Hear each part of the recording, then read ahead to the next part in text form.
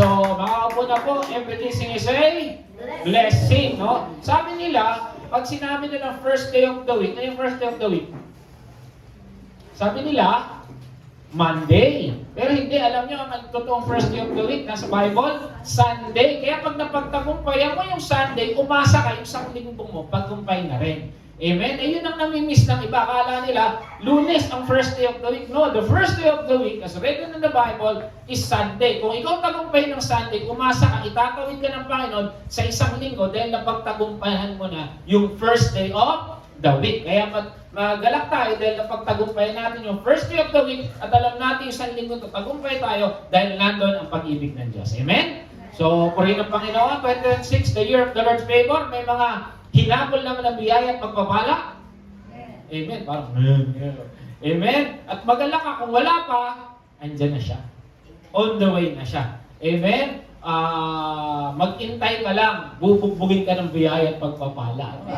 Parang bubugbugin. Habulin ka ng rumaragasang blessing, sabi nga. Amen? So be excited kasi bakit tapat ang Diyos na sinasamba natin. Amen? Okay, tanong. Ito na. Mag-aral na tayo.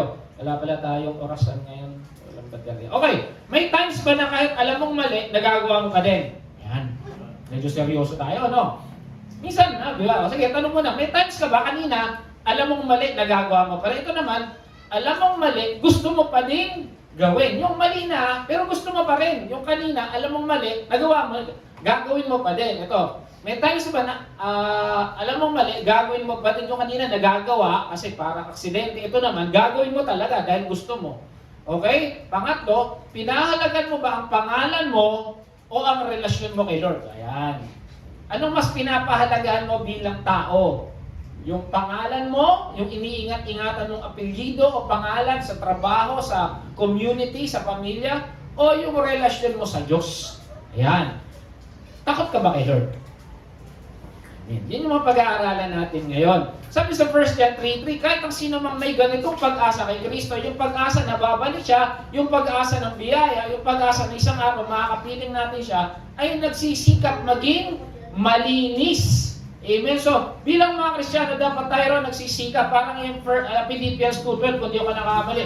Work out your salvation. Ibig sabihin, pinakikita natin sa mundo na tayo ligtas at ginagawa natin mga bagay na to dahil tayo ay ligtas. Sabi naman sa unang 1, sabi naman, magsikap kang maging malinis. Ibig sabihin, gawin natin yung tama ayon sa kalooban ng Diyos. Tulad niyang malinis. Sino niya? Si Jesus. If we are followers of Christ, then we should keep ourselves pure. Diba? Sabi nga, because He is holy and we should be holy. Amen? Okay. So, Christian living ang magiging tema natin for the whole month. Sa mga tatayo rito, Christian living po tayo. Amen? Okay. So, balik tayo sa Christian living kasi kailangan natin ito. Okay. Itong title, si Lord o ang gusto ko.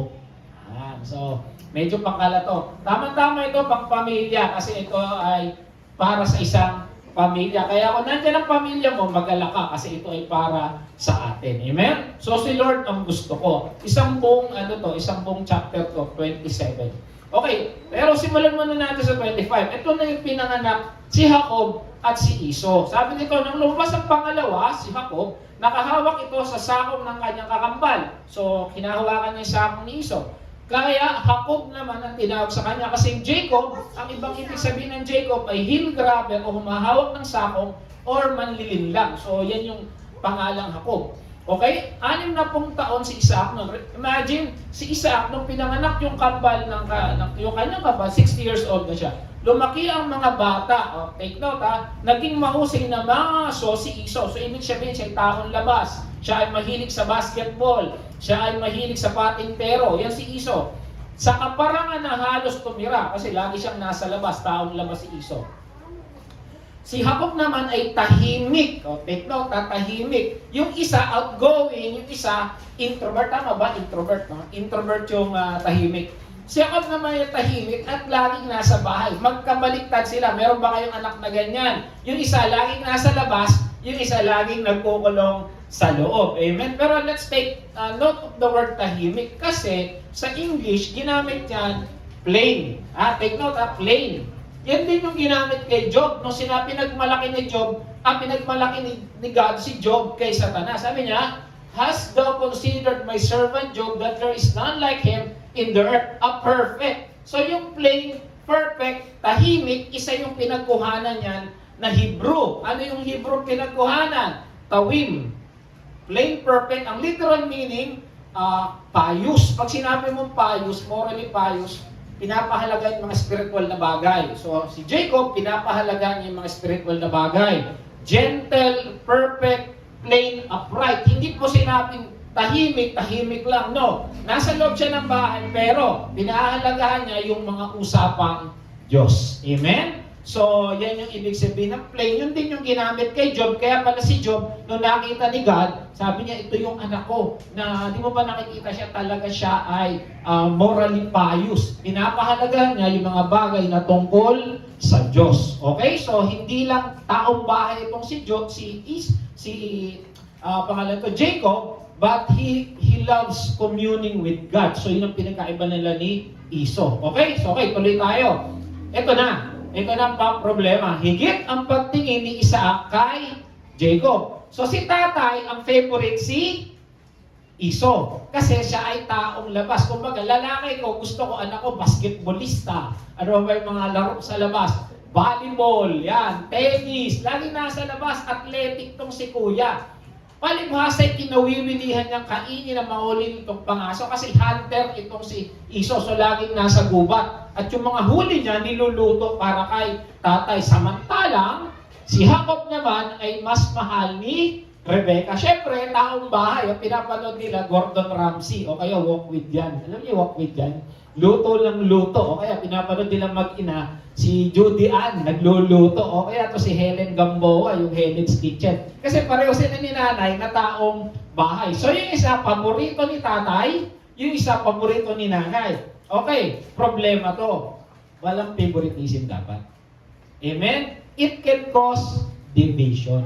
Amen? Sa mga magulang dyan, wag po nating magkakaroon ng favoritism. Kahit na yan ay gusto mo dahil pareho kayo, huwag magkakaroon ng favoritism kasi problema yan later on. But unfortunately, this family ay merong favoritism. Amen? Okay, so ito na, Genesis 27.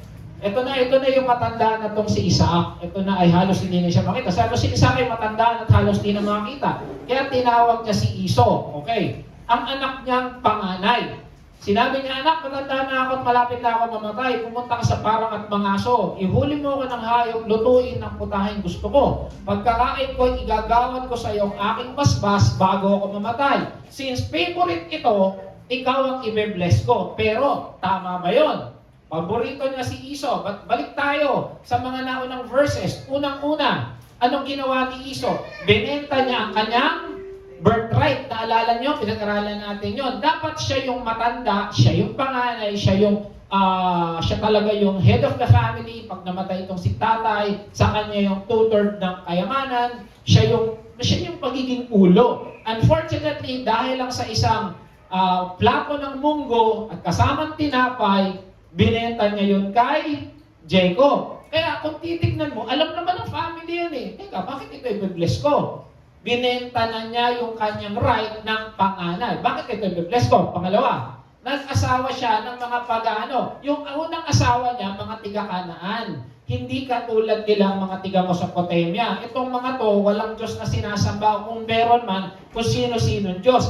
Galit sila dun sa mga kababaihan nun. Etong si kuya, ang pinangasawa niya, kung sino-sino lang, na ayaw ni Isaac, ayaw ni Rebecca. Pero dahil paborito kita, ikaw pa rin ang i-bless ko. Nakita niyo yung problema dahil may favoritism. At ito ang pinakamatindi. Kinalimutan na niya yung pagkakapili ng Lord kay Jacob. Di ba doon sa una pa lang, sa Genesis 25:23, balikan natin mamaya, babalikan natin yun ha.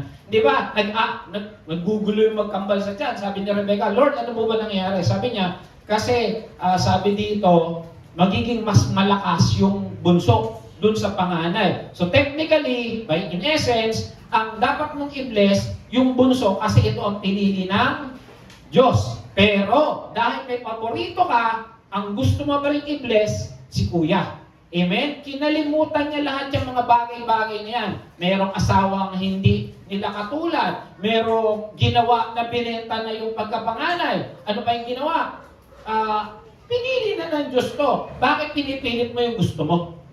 Amen? Ganun si Isaac. Okay? So, ito yun, no? Sabi ng Panginoon, huwag kang sasamba sa ibang Diyos, huwag kang gagawa ng imahen anumang nilalang sa langit at lupa, o yuyukaran sa pagsamba. Umiibig. Kasi bakit? Ang nangyari, dahil paborito niya itong si Kuya, parang siya na lagi yung tinitingnan. Hindi na niya sinaalang-alang yung kanyang relasyon sa Diyos. Pero wag na sabihin naman ni Isaac, wala pang Exodus na, nauna kami Genesis. Pero dapat yung tatay niya, naalala nyo, ilang beses nagtayo ng altar kung napag-aralan natin? 4, inuuna lagi ng Diyos si Abraham. Dapat ito si Isaac, oo tama, inuuna niya rin kasi meron din naman record na nagtayo ng altar. Pero alam mo na ang gusto ng Lord si Jacob, bakit pinipilit mo? Ang nangyayari tuloy, parang mas mataas na ngayon sa puso mo yung gusto mo kaysa sa gusto ng Diyos. Amen? At anong sabi rin ng Panginoon Jesus? Ibigin mo ang Panginoon. So, ibig sabihin, whatever na nasa tuktok ng puso mo na sumasaklaw sa una, kinukonsidered pa lang idolatry. Di ba? Alam naman natin yon. Pwedeng maging asawa, pwedeng mga anak. At kay Isaac, dahil nga hindi na niya sinasaalang-alang yung gusto ng Lord, nagiging idolatry na rin si Esau. Amen? Sabi ng Panginoon Jesus, ibigin mo ako una sa lahat. So, ibig sabihin, hindi na. Kahit naman may sinabi ka, ito gusto ko So, minsan ganun din tayo. Amen? Hindi natin sinasaalang-alang yung gusto ng Diyos. Amen? Mas pinili ni Isaac ang gusto niya kaysa sa gusto ni Lord. Minsan tayo din. Mamaya titingnan natin kung minsan tayo din. Yun ang mahirap doon. Kasi itong kwento nila, kwento natin ito ngayon. Okay, balik tayo. Kailan tayo nagiging katulad ni Isaac? Pag uunahin natin ang pasyal kaysa sa gawain ng Panginoon. Minsan alam naman natin, isang beses na nga lang isang linggo, mapalad nga yung iba, nagpa-Bible study pa, nagpa-prayer meeting pa. Pero tayo, karamihan dito, isa lang yung service natin. Why yung tawag dito? Pero lang kung talagang hindi mo talagang hindi mo mahindian. Pero dapat, ang una sa puso mo, yung gawain mo sa Panginoon. Kasi ito yung ating obligasyon. Sabi nga sa Ephesians 2:10, we are God's masterpiece created in Christ Jesus to do good works. Amen? So, yung mamasyet na meron namang 3 days, meron namang 6 days. Amen? So, unahin mo muna yung gawain ng Panginoon. So, minsan ganun tayo, kagaya ni Isaac. Inuuna natin yung gusto natin kaysa sa gusto ng Lord. Kumita o mag-church. Minsan, yung iba, hindi po ako makakapag-church kasi ito lang po yung pagkakataon ko para kumita ng malaki. Mali. Nangyayari tuloy sa'yo, kumita ka nga ng konti, nagka-problema ka naman ng malaki. Bakit? Inuna mo yung hindi kay Lord. Napansin nyo, ako minsan, nung naalala ko, nung hindi pa kami ganon, hindi ako papasok ng, or hindi ko namin dadaluhan yung gawain, BS, para mag-sideline. Nangyayari, yung pinang-sideline namin, yung kinanta namin doon, magkakaproblema itong linggo to, kulang pa. Bakit? Gusto ng Lord kasama ka Ito proven and tested na to kasi may mga tao talaga na alam ko na naghangad ng konti dahil hindi inuna ang Lord, lalong nawala. Pero subukan mong unahin ng Diyos, maniwala ka, yung isang linggo mo, hindi ka magkukulang. Amen? Ako alam ko, nangyayari sa inyo, tama hindi? Nangyayari sa atin dyan, na pag inuna mo ang Diyos, maniwala ka, sabi ko nga sa inyo, ang unang araw ng linggo, dapat pagtagumpayan nyo. Bakit? Para tagumpay na kayo ng isang linggo. Amen? Kumita o mag-church. Pangatlo, mag-sokmed o social media kaysa magbasa ng Biblia. Dito, struggle talaga ako minsan. Hindi dahil sa social media ako kasi inaantok na ako sa pagod. Amen? So, minsan kasi dapat ang isang mananampalataya, diba sabi nga ng paborito ni Brother Emmanuel, man cannot live by bread alone, but every word that cometh from the Word of God. Kumakain tayo 3 times a day, minsan 4 times a day pa nga. Pero yung pagbabasa ng Biblia, dapat maging habit natin. Meron tayong daily reading time. Kasi kakain tayo ng salita niya. Kasi kung babasahin, kagaya niya, yung sinabi ko sa inyo, balita, nakakalungkot dyan, nakakasama ng loob yan. Pero pag kumain ka ng salita ng Diyos, sasabihin niya, anak, hindi kita iiwan, hindi kita pababayaan. Amen? O yung babasahin mo, nangyayari sa ibang bansa, nakaka-alarma. Hindi naman masamang alamin natin, pero dapat ang isipin natin, ano ba yung pangako ng Diyos sa atin? Amen? Ano ba? Manliligaw na hindi Christian. Wala namang ano rito, no? Minsan, gusto mo yung lalaki o yung babae, kahit hindi Kristiyano. Bakit? Kasi, gusto mo eh. Di ba? Amen? So, inuuna mo eh. Hindi kasi, pagpe-pray mo na lang maging Christian siya. Di ba, linaw-linaw naman sa Biblia, do not yoke with an unbeliever. Kung musama po muna sa church para makakilala siya sa Panginoon. Amen? Hindi sabihin, pag mag-asawa na kami, hindi. Pag mag-asawa kayo at hindi mo nahatak kayo sa church, hindi mo na mahatak talaga yan. Amen? Matulog o magpagamit kay Lord, minsan talaga struggle tayo dito. Lalo, linggo. Ito lang yung day off mo. Ang aga pa ng gawain dito. Tulog na lang ako. Maintindihan naman ni Lord. Pero maniwala ka kapatid, pag inuna mo talaga ang Lord, lalakas kang bigla. Amen? Nando, sabi nga, those who wait on the Lord, renew their strength. Amen? At tayo lahat dito, alam ko talagang struggle gumising sa umaga kasi hanggang Sabado yung iba may trabaho pa. Pero sa biyaya ng Lord, nandito tayo ngayon. Bakit? Sabi nga, biyaya lang yan. Amen? Nagwo-worry o tiwala. Okay, anong sabi ng Panginoon sa Matthew 6? Sabi dito, tignan mo yung mga ibon. Hindi sila nagsasaka. Pero nakita ka naman ng ibon nagsasaka. Nakita mo ng ibon nagtatanim. Look at the birds. They don't sow or reap, yet your Father eats them. Tapos ano sabi? Hindi ba nga mas importante ka sa kanila? Minsan kasi ganito tayo. Nakakalimutan natin na nandyan ang Lord sa buhay natin. Amen. Halimbawa, bigyan ko kayo ng Kung bibigyan ko kayo ng tigo 1,000 ngayon, di pala ako, si Lord, yan. Kung bibigyan ko kayo ni Lord ng tigo 1,000 ngayon, gusto nyo? Uy, kumari para. Hindi totoo, gusto nyo? Bibigyan ko ng tigo 1,000 ngayon, si Lord. O, di ba? Kaso ito sabi ng Lord, hindi kita bibigyan ng 1,000, pero yung buong buhay mo, ako magpapakain sa'yo. Yung buong buhay mo, proteksyonan kita. Yung buong buhay mo, iingatan kita. Ano gusto mo? 1,000 yung ingat ng Lord. 1,000 pa rin, Pastor.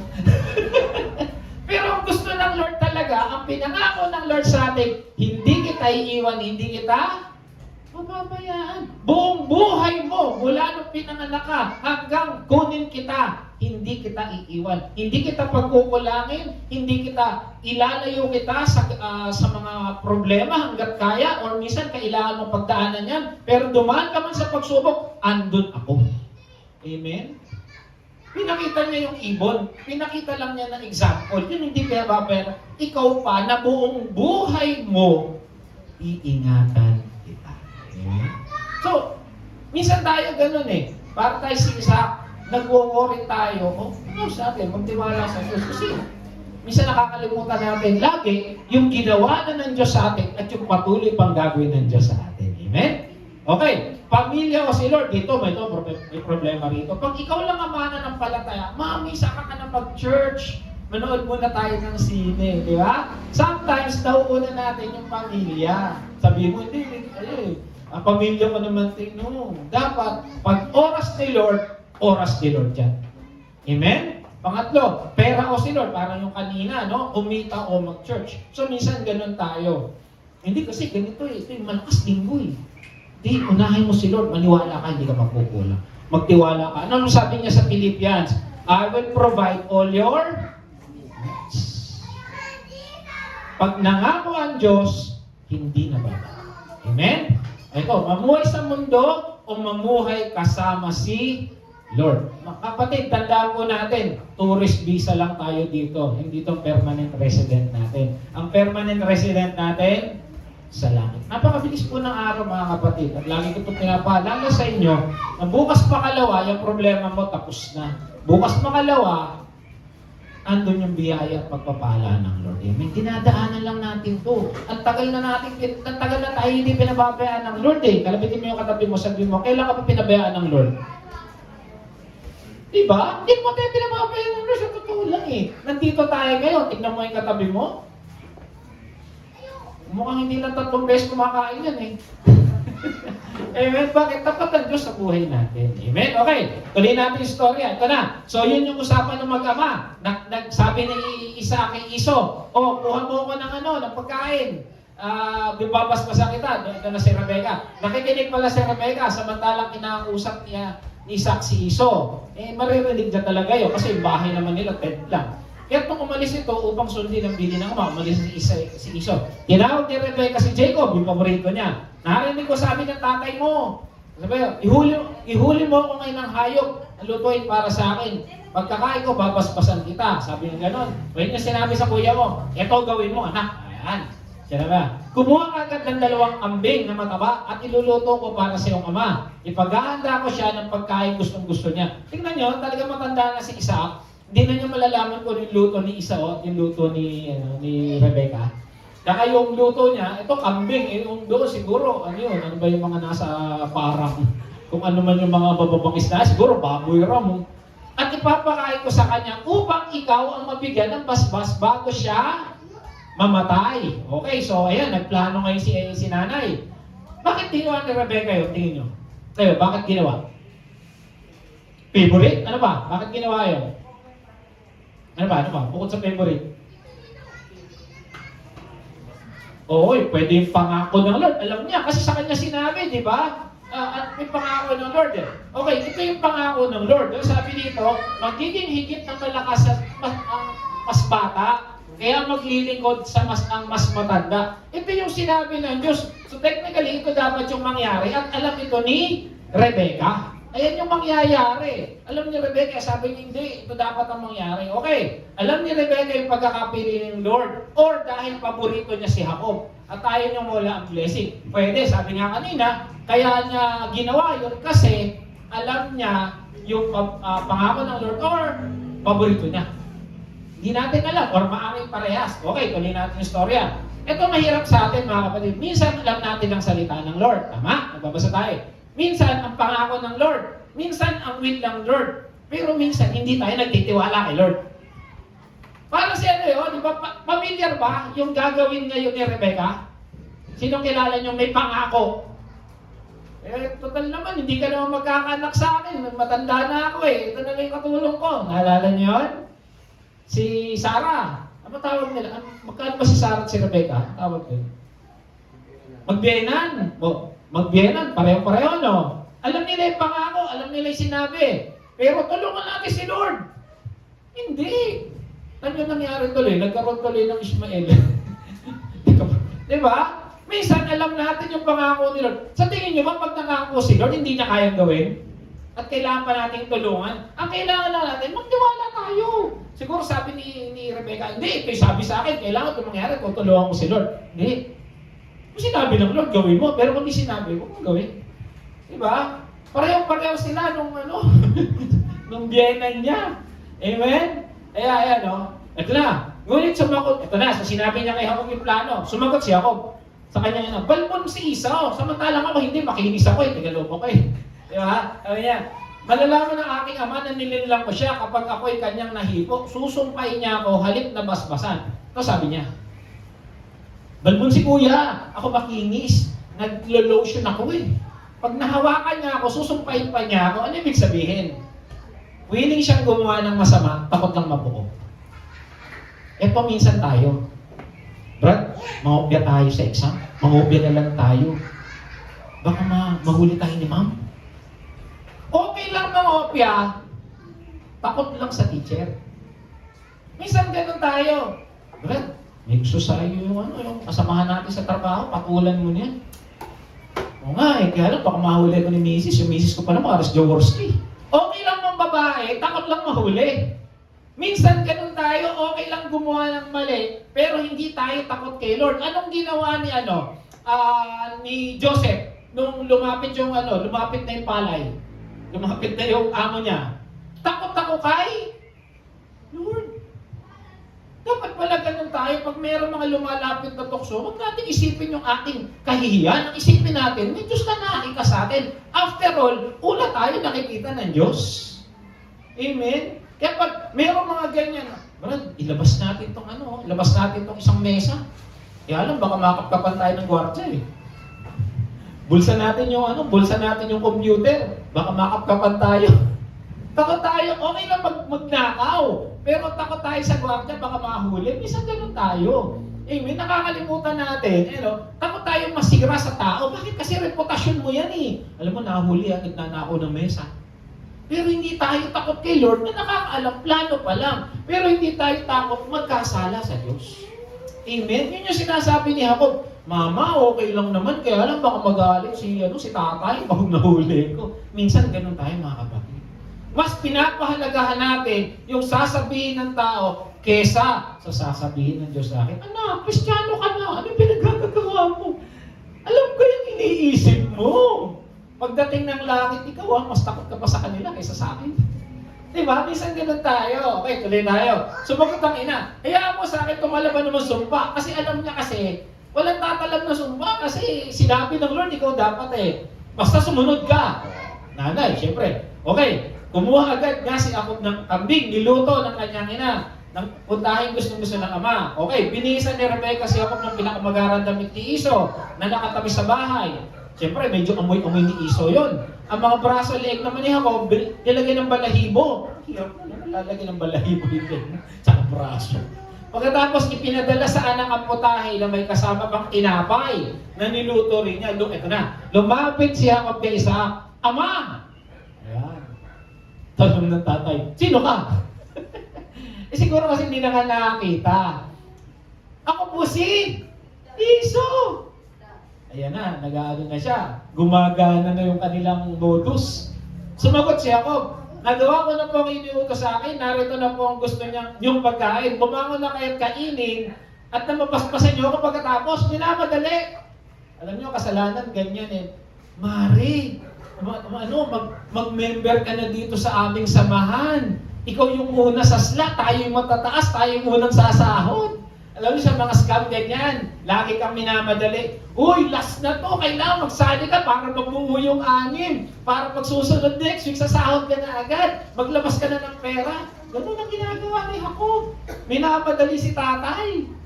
Kasi kung tatay mong mahal yan, ay kain ka lang. Di ba?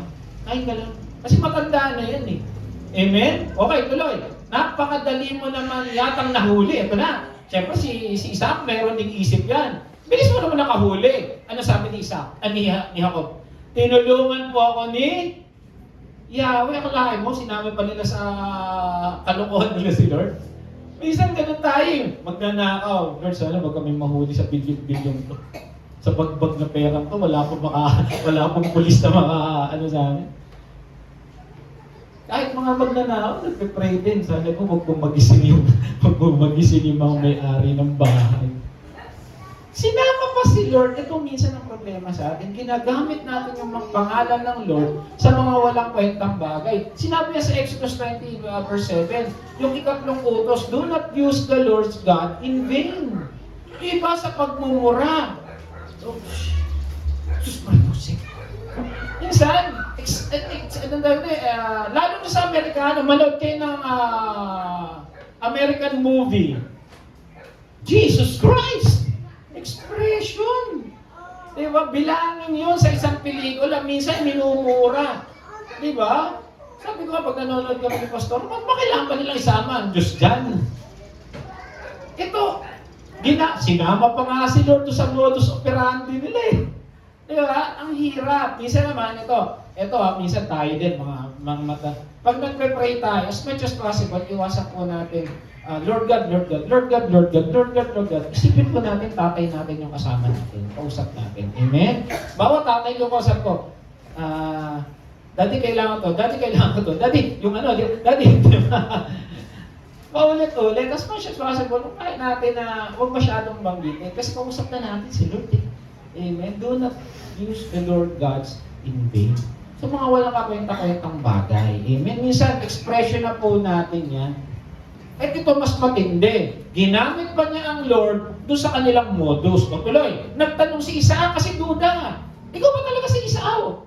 Sabi niya, lumapit ka nga, namatay ang dude. Sabi niya, lumapit kay Jacob. Sabi niya, kay Jacob kasi yung tinig mo. Pero yung bisig mo kasi binalutan, parang kay Iso. Sabi niya gano'n, duda. Okay. Hindi niya nakilala si Jacob sapagkat may bisig siyang nakabalot ng balahibo. Mapaspasan na sana ni Isaac si Jacob. Ngunit muli nagtanong, pangatlong beses, ikaw nga ba? Minsan nakita niyo, no? Duda, pag may duda, tanong. Sabi naman niya, ako nga po. Sabi gano'n, tuloy. Kaya sinabi ni Joseph, sige, kung ikaw nga yan, akin yung pagkain, o kumain. Pagkakain ko, babasbasan kayo. Inabot niya ako bang pagkain, binigay niya ng alak. Halika na, hagkan mo ko. Ilam niyo ba, yung paghalik na yan, may duda pa dyan. Tingnan niyo, ha? Sabi ng ama, nang lumapit siya upang hagkan ng ama, naamoy niya ang kanyang kasuotan. So yung paglapit na yun, bine-verify pa rin, ikaw nga ba talaga? Kasi yung amoy ni Isaac, ni Iso, at amoy ni Jacob, magkaiba. Amen? Inaamin niya kasuotan, kaya't siya'y binasbasan. Ang masamyong halimuyak ng anak ko, na katulad ng samyo ng kabukirang si Yahweh, ang nagbasbas. Even yung blessing niya, naka-address talaga kay Iso, kasi kabukiran. Bigyan ka nawa ng Diyos ng hamog buhat sa taas upang tumaba ang lupa at ikaw na may makaranas ng saganang pag-aani ng katas ng ubas. Minsan kateto, nakakalimutan natin, kahit na magbasbas tayo ng magbasbas, ang gumagawa talaga niyan, si Lord. Tama. Minsan, lahat ng pastor nagpe-pray, lahat ng pare nagpe-pray sa isang mali namang opisyal ng gobyerno. Hindi, ang Lord pa rin kasi, sabi nga, di ba?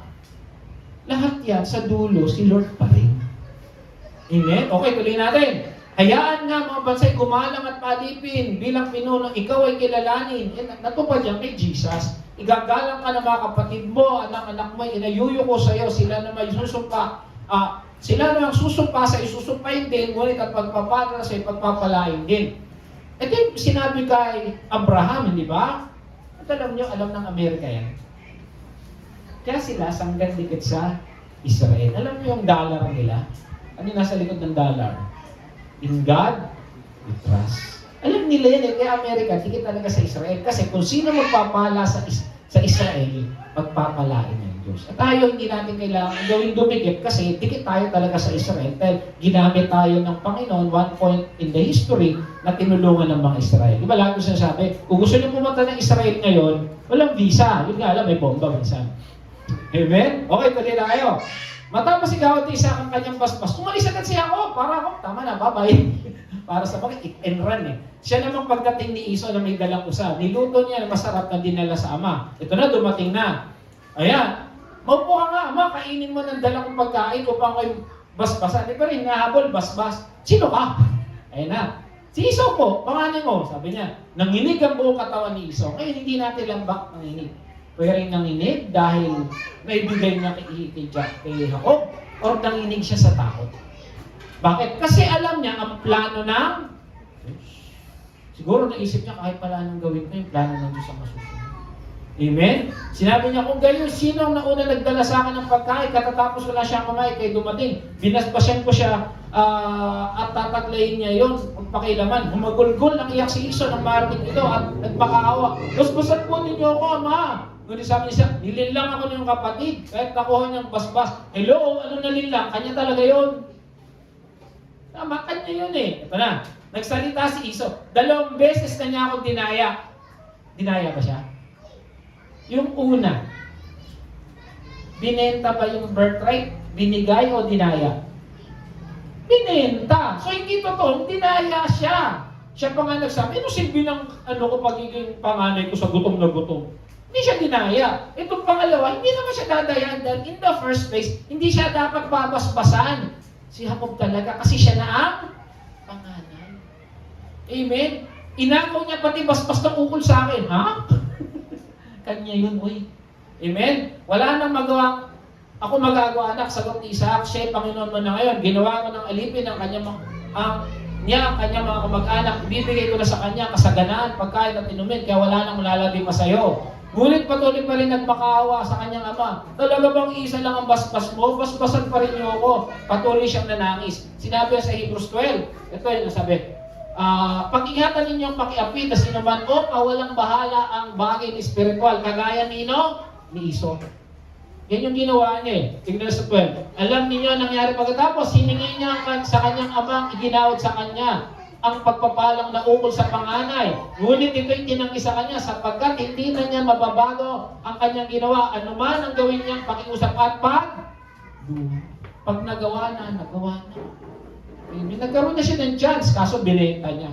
Amen. Sinabi ni Isaac sa kanya, ang maging tahanan may malayo sa kasaganahan. Binasbasan. Pero tingnan niyo yung basbas. Pati ang hamog mula sa langit, ikay pagkakaitan. Tabak mo ang iyong ikabubuhay. Kapatid mo ang iyong paglilingkuran. Upang ang kalayaan ng iyong makamit, kailangan ikay maghimagagsik. Tingnan nyo, basbas yan. Parang sumpa eh. Diba sabi pagkaitan ka ng hamog ng langit, yung isa kanina bumuhos ang hamog. Ibig sabihin, umapaw ang blessing. Okay? Namuhay si Esau kay Jacob sapagkat ito ang binasbas ng kanyang ama. Kahit ganitong nabuo sa kanya, pagkamatay ni tatay, lagot ka, papatayin kita. Siya po, may galang magalit. Minsan na niya, pa-victim, sabi nga, may mga tao na alam naman nilang sila yung mali, sila pa yung umiiyak. Yeah? Amen. Okay. May nakapagsabi kay Rebecca tungkol sa balak ni Esau, kaya pinagbigay, alam niya ito kay Jacob. Sinabi niya, anak, binabala ka ng kapatid mong patayin upang makapagaganti sa iyo. Makinig ka sa akin, umalis ka agad, pumunta ka sa mga kamag-anak ko. Doon ka muna hanggang hindi pa humuupang galit ng iyong kapatid. Malilimutan din niya ang ginawa mo sa kanya. Hayaan mong babalitaan kita kung maaari ka nang bumalik. Masakit mo sa kalooban kung malayo ka sa akin, lalong hindi ko matitis na kayong parehong dalawa ay mawala sa akin. Kasi pwedeng magpatayan yung dalawa. Kasi sabi niya, hindi. Ano sabi sa 46? Sinabi ni Rebecca, kay Isaac, hirap na kalooban ko sa dayong asawa ni Esau. Alam mo na pala ito yung dahilan kaya hindi siya dapat basbasan. Kasi nga, kapag hindi na naman ang napangasawa ni Jacob, mabuti pang mamatay na ako. Ayaw nila ng napangasawa ni Esau. Pero si Isaac, gusto pa rin yung basbasan. Siyempre, magiging linyada niyan, yung mga Hiteya na rin. Amen? So, may dahil. Kaya napaka-importante mga anak, no? Okay, mawala pa mga teenager dito. Na pag mag-aasawa kayo, dapat approve ng parents ninyo. Amen. Buti na lang ako approve. Praise the Lord. Amen. Okay, tapos na tayo. Ikaw, sino ka sa kwento? Si Isaac? Si Rebecca? Si Jacob? O si Esau? Ayan, isa-isay natin. Si Esau ka ba? Napabiktim? Alam mo namang mali ka, ikaw pa yung galit? May kilala kayong ganun? Sabi nga nung pelikula ni Bey, bakit parang ako pang may kasalanan ngayon? Diba? May mga taong ganun. Alam naman ang lahat na siya yung mali. Pero kung magsalita, siya pa yung nasaktan. Pero siya yung nakasakit. Ganun si Esau. Sabi niya, 2 beses mo na ako yung nagawan, ha? Nakalimutan mo na yata yung nangyari. Amen? Or, si Jacob tayo. Takot tayo sa sasabihin ng tao, pero hindi tayo takot kay Lord. Amen? Si Jacob ba tayo? Mas takot tayo sa tao? Hindi tayo takot kay Lord. Si Rebecca ba tayo? Alam natin yung pangako ng Diyos. Alam natin sinasabi ng Diyos. Pero lagi natin tinutulungan ng Diyos. Let the will of God happen. It will happen. Huwag natin pangunahan ng Diyos. Amen? O si Isaac tayo, na alam natin yung gusto ng Diyos, ayaw natin gawin. Isang pamilya yan, no? Lahat sila may problema. Nagsimula yan sa favoritism ng mag-asawa. Amen? Sino tayo sa kanila? Kasi pag ganyan ang pamilya mo, huwag kang umasa na magkakaroon ng blessing. Kasi pag magulo ang pamilya, problema na agad yan. Makamit mo man ang yaman, makamit mo man ang lahat, kung magulo ang pamilya mo, wala din lahat. Amen? Magkahiwalay yung nanay at tatay, yung mga anak may kanya-kanyang bahay, ayaw magkita-kita. Bakit? Magulo eh. Magalak tayo na maliit lang ating pinabubuhay, hindi tayo pinababayan ng Diyos, pero masaya ang pamilya natin.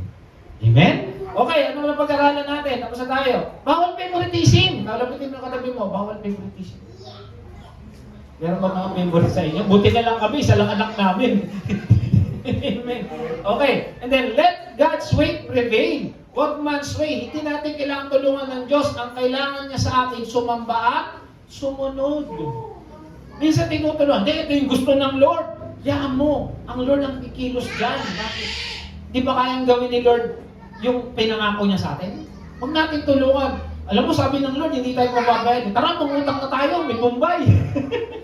Amen. Or, mas takot ba tayo sa paggawa ng kasalanan sa Diyos o takot tayo sa kahihiyan natin sa tao? Tara, magnakaw tayo.